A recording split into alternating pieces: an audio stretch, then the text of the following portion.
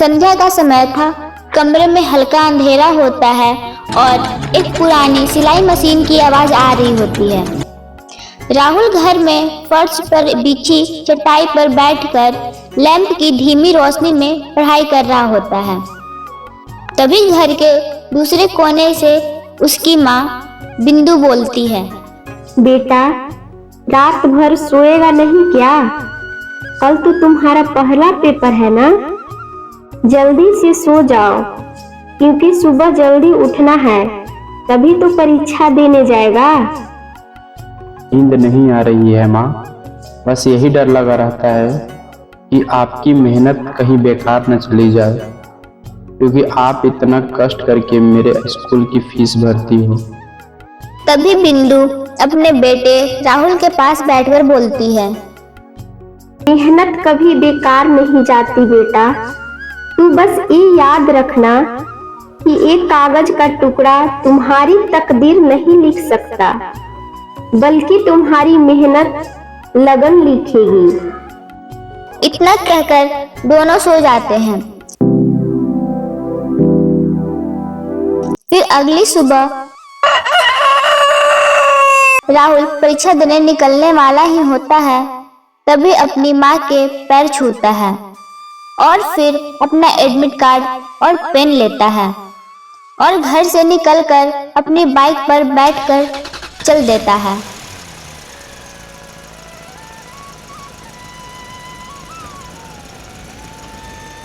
कुछ देर में राहुल स्कूल पहुंच जाता है और फिर अपने चमकती बाइक से उतरता है। तभी देखता है कि उसका दोस्त रवि पैदल चप्पल पर ही चला आ रहा है। तभी राहुल रवि को बोलता है, अभी मुझे बहुत ही घबराहट हो रहा है, मुझे कुछ भी याद नहीं है, क्या लिखूंगा परीक्षा में, हे भगवान। रवि समझाते हुए बोलता है, राहुल डरो मत, तुमने जो नाइट में पढ़ाई किया है बस वो याद रखना। रवि, तू इतना शांत कैसे रह लेता है? क्योंकि मेरे पास पढ़ाई के अलावा और कुछ नहीं है कि मैं डरूं। इतना बोलकर दोनों अंदर चले जाते हैं। सभी लोग एक लाइन में खड़े होते हैं। अचानक रवि देखता है कि मेरा एडमिट कार्ड तो है ही नहीं। तभी कांपती हुई आवाज में राहुल को बोलता है, भाई मेरा एडमिट कार्ड कहीं गुम हो गया है, अब मैं एग्जाम कैसे दे पाऊंगा? तभी राहुल बोलता है, ये कहाँ गिरा दिया भाई, जल्दी देख, इधर ही कहीं होगा। नहीं है, लगता है कि बाहर ही गिर गया है कहीं। ए भाई, जल्दी देख कर आ बाहर से। तभी रवि गेट की तरफ भागता है।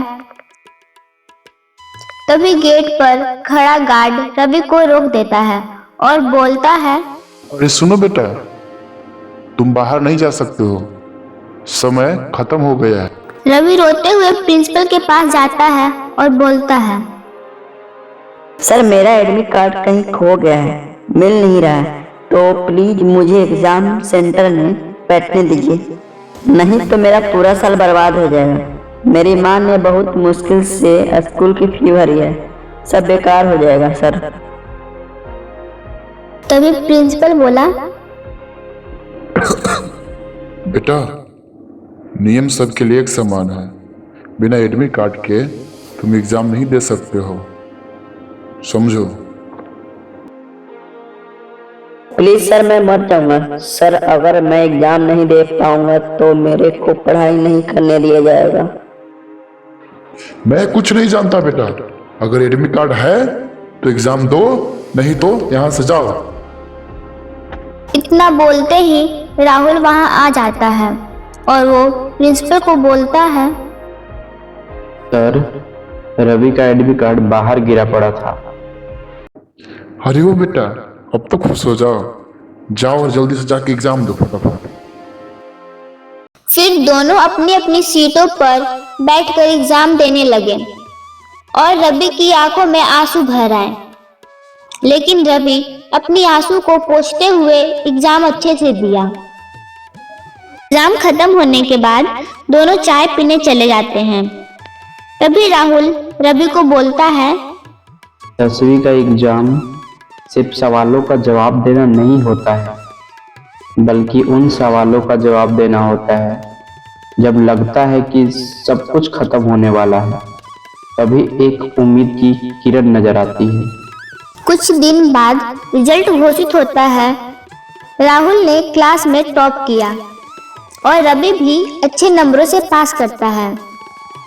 तभी रवि राहुल को बोलता है, भाई तूने तो क्लास में टॉप किया है, अब आगे क्या करेगा? दोस्त, अभी तो सिर्फ एक पन्ना पलटा है, अभी पूरी किताब तो बाकी है। तभी इतना बोलकर दोनों अपने अपने घर चले जाते हैं। फिर माँ बोली, मैंने कहा था ना बेटा कि तुम्हारी मेहनत, लगन और खुद पर विश्वास ही तुम्हें सफलता दिला सकती है।